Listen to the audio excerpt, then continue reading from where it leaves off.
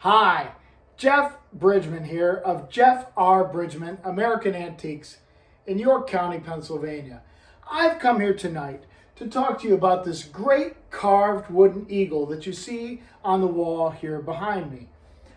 This is just not the sort of object that you can really wrap your head around unless you see it in person or unless you see it in an environment like this, where I can actually get it down and turn it around and you can see what, as soon as I get it down and show it to you, you'll understand precisely what I mean. So when you're looking at it just like this, or in a flat photo, you might, the inclination would be to say, is that something like a Bellamy? But yeah, it's on just a solid plank. Well, I'll show you. Here is one of Bellamy's bread and butter carvings, and a typical Bellamy style, beloved carver, probably the most beloved carver that's identified in the antiques world. Beautiful thing, but a very, very different sort of object than what I'm going to show you right now. Done probably in the 1860s and carved of solid mahogany. Took about 3-4 inches thick piece of mahogany to be able to develop this. This is very much like ship's gangplanks, which you'll see, with eagles, shields, stars, sometimes cannon, but just not ever with this sort of depth. Check this out. Whoa, right? Not what you expected. Look at the depth of this carving. Just absolutely terrific. Whoa.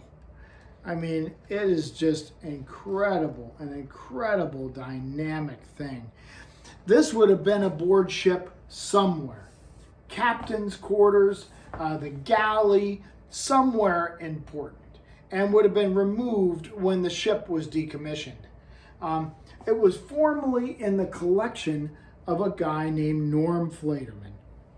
Norm was an antiques dealer who he himself began probably in the 1960s, may have followed his dad around before that, who was also in the business. Legendary dealers, the Flatermans. And what his father in business in the 30s or 40s, maybe, definitely by the 50s. And if you have an object from the 50s, that's not really even an antique, right? I mean, it's vintage. But a dealer from the 1950s, that in itself is an antique. I mean, antiques just weren't popular at that time yet. These guys were way ahead of their time, very well respected and incredible dealers. And this was in Norm's own private collection. And I understand precisely why. Because it's exactly the sort of thing that when I keep something for myself, I select. Because it is in no way, shape, or form standard form. It's look at this, it's just incredible. Now, if you look at the stars here, there are 22 of them, and that could be Southern exclusionary. So that would be either 33 stars officially on the flag minus the 11 Confederate states that sort of formally succeeded in the first half of 1861, less the 2 border states that were added at the end of the year. Or it could be, and more likely, if it is, in 1865, when you have 35 less 13, the star count that you see on most Confederate battle flags, that would arrive at this Southern exclusionary number. I'm not exactly sure if that is the case here. This could have been bigger initially. The guys didn't have a lot of time. When they're decommissioning a ship, you had to take what you could and work fast. And stuff like this got taken home. But is it the entire piece? It might be.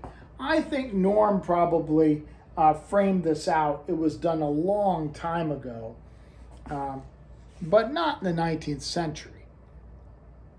Beautiful little black frame that really looks the part that he added to it. Really, really unusual thing. And if you note that the eagle is facing towards the arrows. In a Civil War object, that is a wartime symbol. And post-war, you're not likely to see that.